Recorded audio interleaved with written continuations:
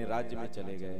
एक दिन महाराज परीक्षित शिकार खेलने निकले। महाराज रत्न जड़ित सोने से जड़ित मुकुट पहन कर,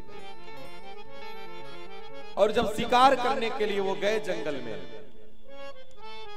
तो महाराज कलयुग मौका पा गया। क्योंकि कलयुग तो देखता रहता है कि हमें कहां मौका मिले और मैं अपना स्थान बनाऊंगा। थोड़ी सी भी गलती व्यक्ति से होती है, कलयुग सवार हो जाता है उसके ऊपर। कलयुग केवल मौका देखता है, और जैसे ही हम लोग मौका देते हैं वैसे ही कलयुग हम लोगों पर अटैक करना शुरू कर देता है। वैसे ही कलयुग अटैक करने लगता है। तो महाराज जो कलयुग है वो मौका पा गया और महाराज परीक्षित के सर पर सवार हो गया। सर पर सवार हो गया।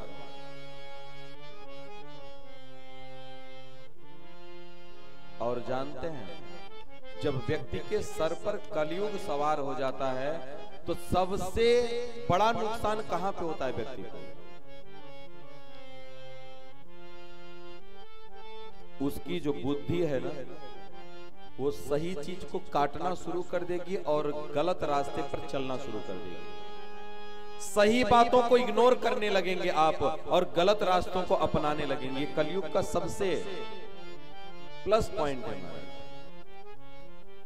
यदि कलयुग आपके सर पर सवार हो गया तो आपको बुराइयां अच्छी लगने लगेंगी और अच्छाइयां बुरी लगने लगेंगी। माँ बाप के जो डांट है वो आपको बहुत बुरे लगने लगेंगे। इसलिए कलयुग में जब महाराज परीक्षित के सर पर सवार हुआ तो आदमी अपने रास्ते से भटक गया। महाराज परीक्षित अपने रास्ते से भटक गए। वो शिकार खेलते खेलते खेलते खेलते महाराज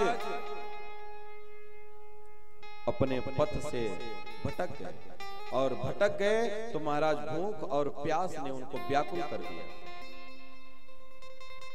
जब उनको भूख और प्यास ने व्याकुल किया तो भूख और प्यास में व्याकुल महाराज परीक्षित वन वन भटकने लगे। ये संसार ही तो वन है महाराज, जिस वन में हम लोग भटक रहे हैं। हम लोगों को सही रास्ता इसलिए नहीं मिल रहा है क्योंकि हम लोगों के सर पर कलयुग सवार है। हम लोगों को अच्छी बातें बताई जाती हैं तो हम लोगों को बुरी लगती हैं। इसके पीछे यही कारण है कि हम लोगों के सर पर कलयुग सवार है।